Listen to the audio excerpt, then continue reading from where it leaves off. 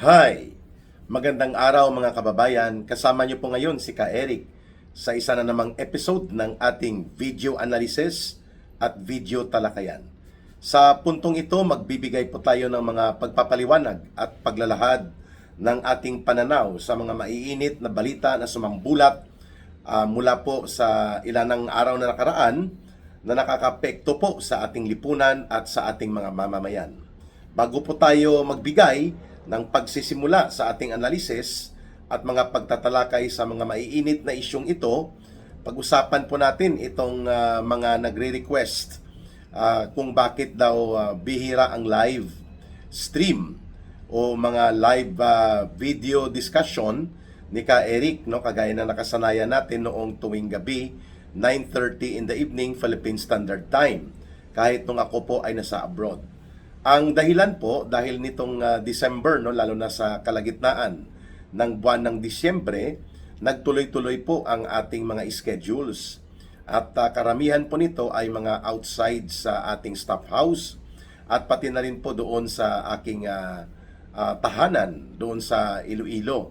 Kaya most of invitation, mga kaibigan, mga pamilya na matagal ko pong hindi nakakasama. Kaya ninais po nila na sa panahon po na ako ay nagbakasyon ay makasama ako. Sana po naintindihan ng ating mga tagapagsuporta at mga tagapagtaguyod ng ating Ka Eric Celis YouTube channel at nagsusubaybay sa ating Ka Eric Facebook Live. Pero pagbalik po nitong taong 2026, tayo naman po ay magsusumikap muli na every night, basta kakayanin po ng ating schedule, ay atin pong maitutulak na magkaroon tayo at mapagsumikapan nating magkakasama tayo every 9:30 in the evening po, Philippine Standard Time, balita at talakayan with Ka Eric. Ayun. At of course, dito naman po sa mga nagtatanong kung paano makakatulong sa YouTube channel natin at sa ating pag-promote ng ating mga advocacy, ng ating mga pananaw, ay pwede po kayong magpa-member.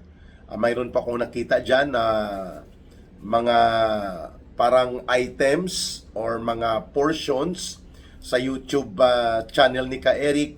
Magpa-member, ang minimum yata is 250 pesos per month. Less na yata yun ang advertisements na ikinakarga ni YouTube o ni Google na siya po ang company sa YouTube, at less na rin po yung interruptions doon sa mga ads nila. Sa gusto po ng tuloy-tuloy na video flow o pagkakaroon ng ating presentation, ay pwede po yung 500 pesos per month. May mapupunta po dyan na porsyento o bahagi kay Ka Eric sa ating pagtulong nyo sa advocacy at sa programa ni Ka Eric sa Bangon Sambayanan People's Movement, and then mayroon din po dyan ang Google. Ang YouTube channel ko po, yun ang main source ng ating support at ng pinagkukuhanan ng ating economic survival para po sa ating pamilya. Kaya sana po ay tulungan nyo pa rin ang Ka Eric Celis YouTube channel. Magkaroon tayo ng invitation and promotion ng mga videos, audience, views, and of course subscribers. Tulungan niyo po ang ating pakikipagkaisa, at ako po ay umaapila ng inyong pagsuporta sa pamamagitan po ng pag-share at pag-invite na mag-like at mag-view ng videos po natin at mag-support na rin sa ating channel. Sa nagtatanong po, yung ating direct support line for coordination, pati sa GCash, nasa kailangging pa rin po ang ating line. 0916-308-7710. O ulitin ko lang po, 0916-308-7710. Ruhilda Celis, you can contact her, silangging, o kaya mag-coordinate, o kaya mag-send ng GCash. Natatanggap po natin yan at nagkakaroon po tayo ng additional support for Bangon Sambayanan People's Movement. Okay na. Ngayon, pag-usapan po natin itong nangyari kahapon na dalawang malalaki na mga pagkakataon ng kaganapan. Una, yung pagpapahiya sa pamamagitan ng pag-aresto na ginawa pa nila in public sa airport at talagang ipinakita na walang sinasanto ang gobyerno ni Marcos at nila Romualdez sa mga kritiko na tinatarget nila. Ito po ang nangyari kay retired Major General ng Armed Forces of the Philippines, no? He was a Major General in the Philippine Air Force. Itong si General Pukis. So he came from abroad and binantayan na po siya ng Philippine National Police, CIDG at even ang ABSICOM, no, or Aviation Security Group ng PNP. Dati ang ABSICOM nasa Philippine Air Force yan, no? Naging notorious yan sa panahon ng tatay ni Bongbong Marcos Jr. nang ito po ay na-involve sa pag-assassinate o pag-stage ng assassination laban kay former Senator Ninoy Aquino. Kaya naging naiyayan, na Ninoy Aquino International Airport ang pangalan po ng ating paliparang pangimpapawid na pang-internasyonal dito sa Metro Manila.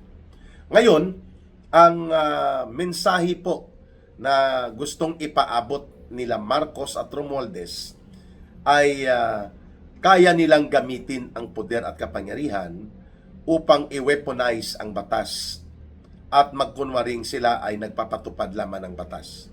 Pero alam natin na ito ay selective. Ito po ay targeted doon lamang sa mga kritiko na pumupuna at nagbibigay ng pananaw at mga pahayag na tumutuligsa sa katiwalian at malawakang pagkakasangkot ng gobyerno ni Marcos sa iskandalo ng korupsyon at pandarambong sa pondo ng bayan. Selective ang pag-weaponize ng batas sapagkat hindi naman nila ito ginagamit doon sa mga kaalyado at kagrupo nila. Lalo na po yung ginagamit nila na mga abusado rin at naglalayon pa nga na pabagsakin ang gobyerno, subalit ini-ignore lang nila ng gobyerno ni Marcos, hindi naman kinakasuhan o hindi naman inaaresto. Ito pong mga urban operatives ng CPP, NPA, NDF na naglaladlad ng bandera o flags ng komunista teroristang grupong ito sa harapan ng Camp Aguinaldo, sa harap ng Camp Crami o kaya dyan sa gitna ng lungsod ng Maynila, may maso at karit. At tapos yung bandera o flag ng New People's Army at nananawagan na sumali sa armadong pakikibaka o armado at teroristang grupo ng CPP, NPA, NDF ang mga kabataan. Wala pa tayong narinig na inaaresto nila ito, even sa loob ng UP. Ginagawa po ito sa loob ng iba pang mga campuses like sa Philippine Polytechnic University of the Philippines. Ito po ay akto ng terorismo o pag-promote ng terorismo sapagkat ang grupong CPP, NPA, NDF ay mga terorista. So ang kanilang mga urban operatives, ang kanilang mga nagre-recruit ng mga kabataan at iba pang sektor para sila ay i-brainwash, hikayatin po na sumali sa teroristang grupo, lantaran kung lumabag sa batas. Kung ang pag-uusapan ay ang kasong o ang paglabag sa mga batasa laban sa rebellion, sedisyon at inciting to sedition. O bakit wala tayong naririnig na inaaresto ito sila? Pati ang mga otoridad at pamunuan ng University of the Philippines, lalo na dyan sa UP Diliman, ay wala pong ginagawa na ganito na pag-coordinate sa mga police o kaya pag-insist ng kanilang authority na ipagbawal at supilin at papanagutin ang mga nag-o-organize at nagre-recruit ng kagaya nito na mga activities sa loob ng campuses related to terrorist recruitment and terrorism ng CPP, NPA, NDF. Lantaran yun. Tuwing mag-anibersaryo ang NPA sa March o kaya mag-anibersaryo ang kanilang underground organization na Kabataang Makabayan o kaya mag-anibersaryo ang Communist Party of the Philippines tuwing Disyembre. At kapag may mga namamatay na mga NPA leaders kagaya kay Joe Masison, kagaya po ng mga sila Father Luis Salandoni, mga known communist terrorist leaders, pinaparangalan openly sa UP. Umiiyak pa nga yan sila Teddy Casino, sila Renato Reyes at sila Carol Arroyo na lumuluhod at lumuluwa, na nalulugmok ang kanilang damdamin nang mamatay si Jose Maria Sison, na pinuno ng pinaka-notorious na communist terrorist movement sa buong mundo, itong CPP, NPA, NDF nga. O bakit walang ganong kaso na isinasampa ang gobyerno ni Marcos at nila Romualdez sa kanila? At ganon din po ang Philippine National Police lalo na. Yun po ang punto natin. Hindi po sa nagpapakampi-kampi kami, kasi ako may kaso din pareho sa kasong inireklamo ng PNP-CIDG o ng Criminal Investigation and Detection Group laban kay General Pukis. Yun din po ang ikinaso sa akin, inciting to sedition. Ang mga kaso po kagaya ng inciting to sedition at saka rebellion, ito po ay may mga elemento ng paghihikayat at pagre-recruit at panawagan na mag-armas ang taong bayan, mag-armas ang mga mamamayan, gumawa ng karahasan, lumaban sa gobyerno sa pamamagitan ng karahasan at kaguluhan, pumatay, manunog, manira ng ari-arian, at magkaroon po ng kaguluhan gamit ang armas, panununog at iba pang mga pananakot at mga pagpamimilit na ang taong bayan ay magkaroon ng armadong tunggalian sa gobyerno. Yan po ang mga elemento sa inciting to sedition, sedition at rebellion. Hindi naman po yon ang ginagawa namin ng mga opposition political groups at mga opposition personalities kagaya po ni General Pukis, ni Ka Eric. Bakit kami ang kinakasuhan? Kami po ay nagpapahayag ng pagtuligsa sa korupsyon, sa pandarambong. Nananawagan kami na kung pwede ang Armed Forces of the Philippines, ang Philippine National Police, respetuhin nila ang malaya at mapayapang pagpapahayag ng mamamayan, to the point na pwede naman po kung lantara na at talagang garapalan ang involvement ng nakaupo sa gobyerno, lalo na ang presidente at ang kanyang mga gobyerno na pinamumunuan, ay nagiging lantaran po na nasasangkot bilang pasimuno, bilang punong salarin sa malawakang krimen ng pandarambong at pangungurakot. May obligasyon at may tungkuling legal at moral ang AFP at PNP to withdraw support from the Commander-in-Chief and recognize their duty in the Constitution to call for the resignation of the President, not to do kudeta or mutiny, but to do the peaceful recognition of the transition of constitutional power within the bounds of the Constitution. Hindi para magkaroon ng labanan, civil war, o madugo at marahas na mga pagkilos. Yan po ay may historical precedents. May mga naunang kaganapan po yan doon sa nangyari kay Joseph Estrada. Nang siya po ay presidente, kinilala ng Korte Suprema na nasa batayang konstitusyonal po ang ginawang pag-withdraw of support to the Commander-in-Chief nila General Angelo Reyes at ng Armed Forces of the Philippines at kasama po ang PNP. Kung kaya napilitan po technically and by virtue of the call of withdrawal of support, napilitang bumaba si Joseph Estrada upang hindi po magkaroon ng kaguluhang malawak sa ating bansa at nang magkaroon ng transition o transfer of power according to the line of constitutional succession. Kaya naging presidente si Gloria Macapagal Arroyo at natanggal si Joseph Estrada sa mapayapang pamamaraan sa issue po ng korupsyon, ng paglabag sa saligang batas. These are issues already decided by the Constitution, by the Supreme Court in accordance to the exercise of constitutional duties and legal mandate and framework of the constitutional function ng AFP, ng PNP at ng taong bayan. Wala pong sedition dyan. Hindi po binanggit ng Korte Suprema na seditious o rebellious o bordering to inciting to sedition, to rebellion and to sedition and subversion against the state and the government. Kung nananawagan tayo ng resignation ng presidente at ng ilang opisyal ng gobyerno kapag ang batayan ay nakikita at nararamdaman at lantad sa taong bayan na kurakot, nabubulok at ang malala adik.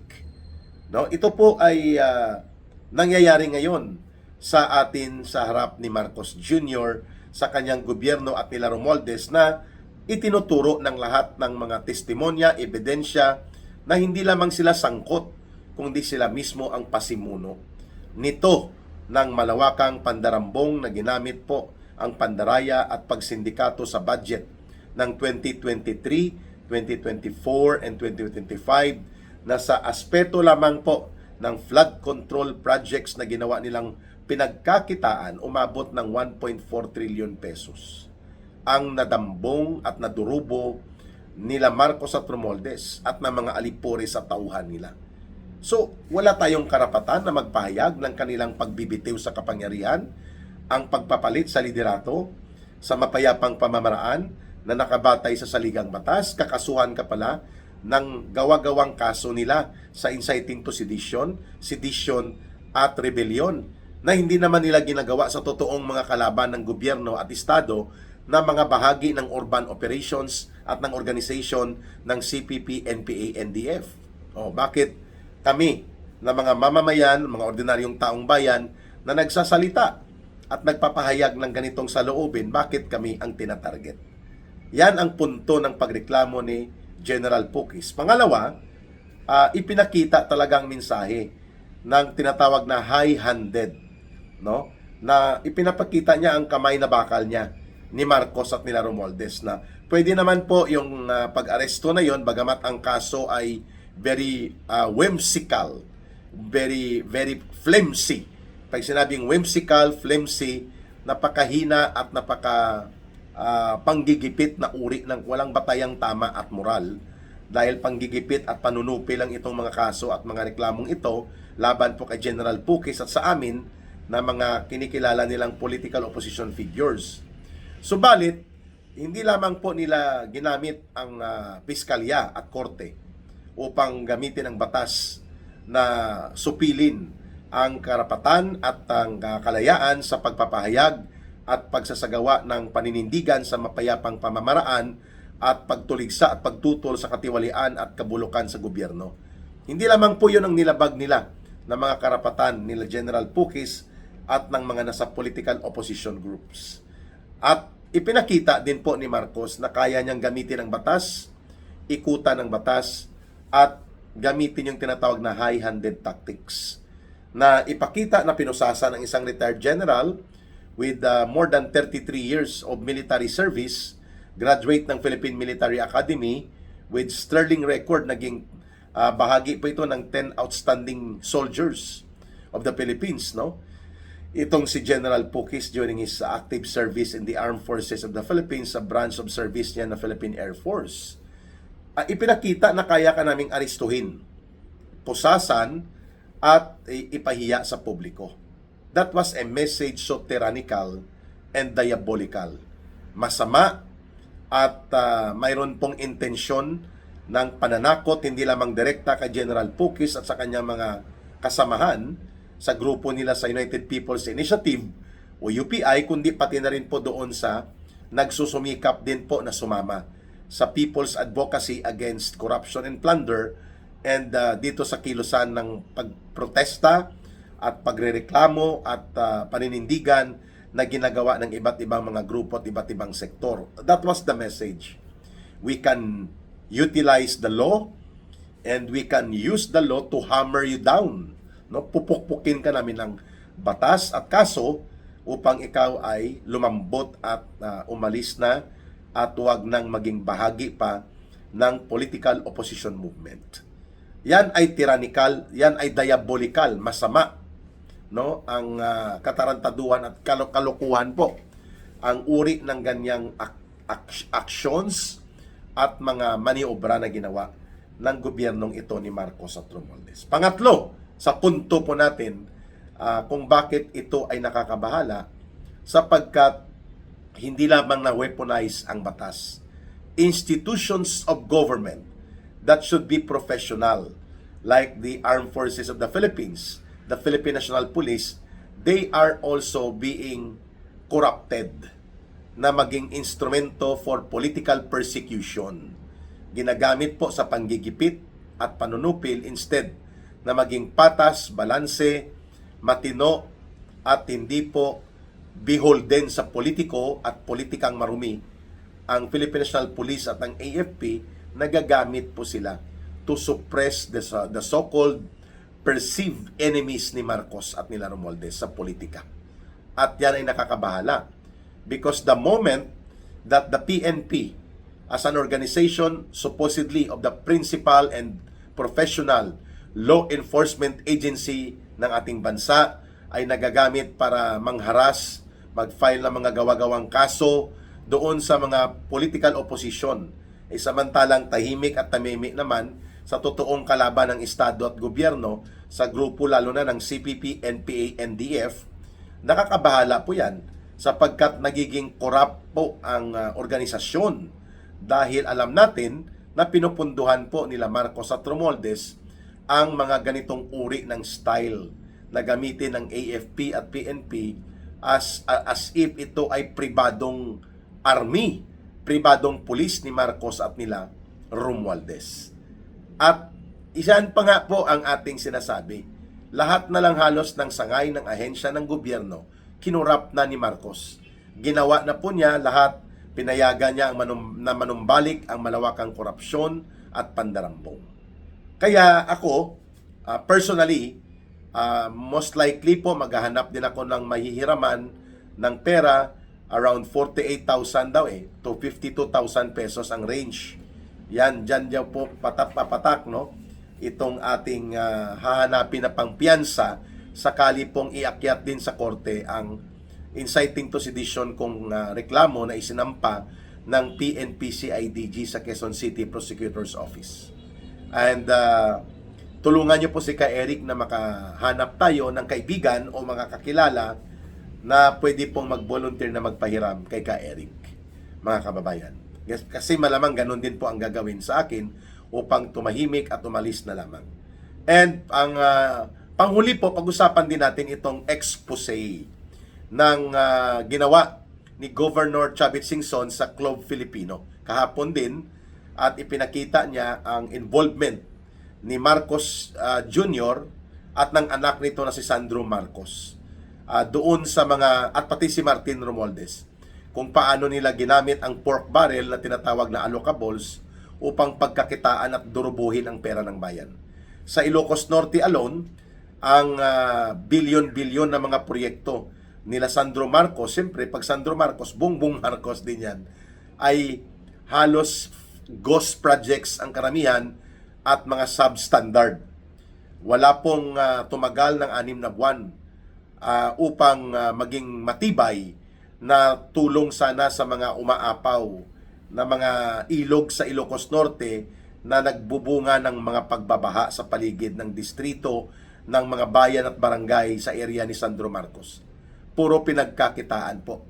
At ang SESTE, mga records ng DPWH po ang ipinakita ni Governor Chavit Singson at doon na ipakita na fully paid in advance ang marami sa mga proyektong ito kahit hindi pa natapos o wala naman talagang proyekto pang nasimulan.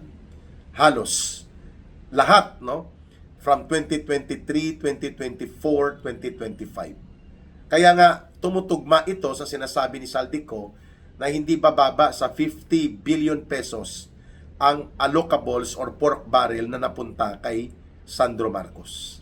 Sa 3 years na ito ay naging kongresista sa Ilocos Norte. At wala namang itong ibang qualification maliban sa pagiging anak ito ni Marcos Jr. at diktador ang lolo nito na si Marcos Sr. Kaya ipinakita din doon ang pangalawa, o halos magkapareho lang sila, si Martin Romualdez. 14.8 billion pesos yata ang kanyang allocable na nakita doon sa 2025 budget alone. Ang sabi ni Saldico, hindi rin bababa sa 50 billion pesos ang allocables or pork barrel na napunta kay Martin Tambaluslos. At wala naman pong improvement sa Leyte, sa kanyang distrito. Mayroon pa siyang party list na negosyo na kumukuha din ng allocables at mga pundo na alam natin dinudurubo din itong tingog ng mga magnanakaw party list. Tingog ng mga magnanakaw party list. Kaya salamat sa expose. at karagdagang panawagan ni Governor Chavit Singson na inilahad niya isa-isa ang mga pangyayari, ang mga kaganapan at ang pagkakadugtong ng ugnayan ng real mastermind at conspiracy sa pagitan ni Marcos at Romualdez. Marcos at Romualdez noon, nung panahon ng diktadura ni Marcos Sr., sa panahon ng tatay ni Martin Romualdez na si Kukoy Romualdez at si Marcos Sr., ngayon Marcos at Romualdez pa rin ang pasimuno sa pagkalugmok ng ating bansa sa pamamagitan ng kanilang pagiging gahaman at sakim sa poder, pundo at kapangyarihan. Tinumbok yan kahapon ni Governor Chavit Singson. Bibigyan natin ng karagdagang pananaw at pagpapaliwanag sa next video analysis natin, mga kababayan. Maraming salamat, Governor Chavit Singson. Maraming salamat, General Pukis, sa inyong paninindigan at tatag ng loob na makipagkaisa sa sambayanang Pilipino upang patuloy na lumaban at manindigan upang mapaalis na sa mapayapang pamamaraan at matapos na ang abuso at pagnanakaw na ginagawa sa poder at pundo na ginagamit ni Marcos at nila Romualdez. Kailangan ng sambayanang Pilipino ang inyong patuloy na paninindigan upang lumakas pa ang ating pagkakaisa at sama-samang pagkilos. Maraming salamat! Abangan nyo ang next video analysis with Ka Eric. At by the way, don't forget, every 11 o'clock, mamaya mga 10:30 mag-start na kami, Bigwas ng Agila with Dr. Lorraine Maribadoy and si Attorney Busantog. Sisimulan nating maibalik muli ngayong 2026 at pagsusumikapan nating makapag-ambag ito sa pag-angat ng kamalayan at mga pananaw ng ating sambayanang Pilipino upang maging malakas ang kanilang kaluubang makibahagi po sa proseso ng pagbabago para sa mabuting pamamahala at pag-unlad ng ating lipunan. Ito na po ang bagong Laban Kasama ang Bayan program, Bigwas ng Agila. Abangan nyo po, maya-maya we will start off the new year 2026 sa episode natin sa January 6, mga kababayan. Mga 10:30 ngayon, pero next day, Monday to Friday, 11 o'clock to 12:30 po tayo ng umaga, Philippine Standard Time. Mahalin po natin ang bansang Pilipinas. Walang ibang magmamahal nito, kundi tayo ring mga Pilipino. Para sa Diyos at sa Pilipinas nating mahal, mabuhay ang sambayanang Pilipino. May God bless us all, and may Allah will be with those who are Muslim brothers and sisters. Bye for now. Maraming salamat. See you again in the next video live or video analysis with Ka Eric.